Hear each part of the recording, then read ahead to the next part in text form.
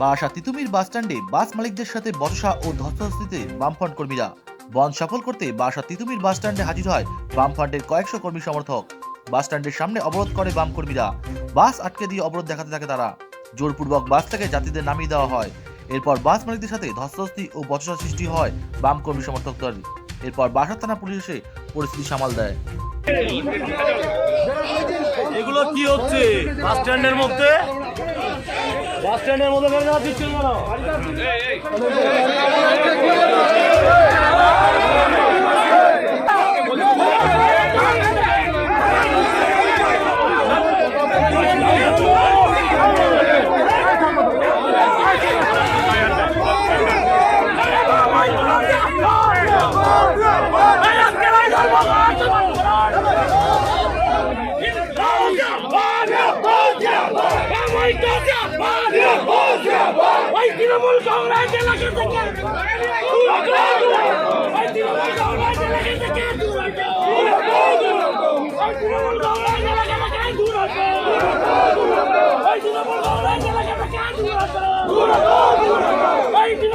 বাসে বসেছিল তাদেরকে প্রথমে নামানো হলো, তারপর বাসের দরজায় তালা দেওয়ার চেষ্টা।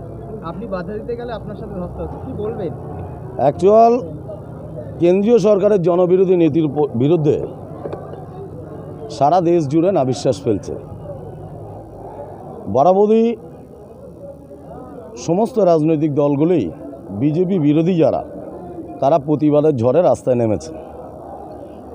বামপন্থীদের আন্দোলন বরাবরই হারমাতবাদী। বাস স্ট্যান্ডের মধ্যে গাড়ি আছে, কোনো জায়গায় ব্যারিকেড ভেঙে গাড়ি যাচ্ছে না।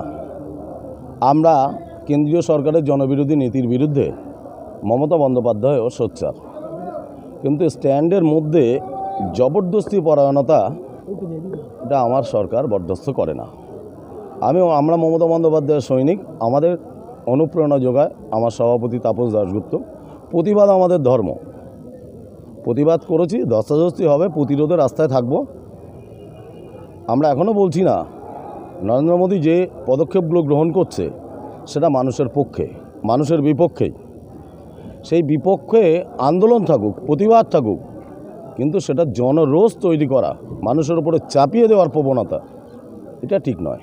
আমরা এখনও বলছি কেন্দ্রীয় সরকারের বিরুদ্ধে বামপন্থীর এই যে আন্দোলন, সাধারণ মানুষ বামপন্থী দলের নীতিযুক্ত আন্দোলন। কিন্তু যে গাড়িগুলো বাস স্ট্যান্ডে দাঁড়িয়ে আছে সেই গাড়িগুলোর উপরে টর্চার করা, এসে তালা লাগিয়ে দেওয়া বন্ধ গাড়ির মধ্যে, আমরা এটার বিরুদ্ধে। এবং যে যাত্রীরা ছিল তাদেরকেও কার্যত নামিয়ে দেওয়া হলো বাসে উঠে।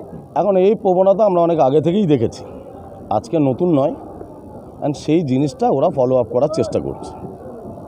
আমরা আমাদের কথা জানাচ্ছি, আমরা রাস্তায় নামবো, রাস্তায় আছি, রাস্তায় ছিলাম।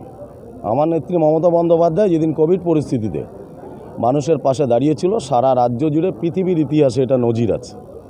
তখন আমরা রাস্তায় কাউকে দেখিনি। অমলেন্দু ঘোষ, সিপিএম সারা জীবন বছরের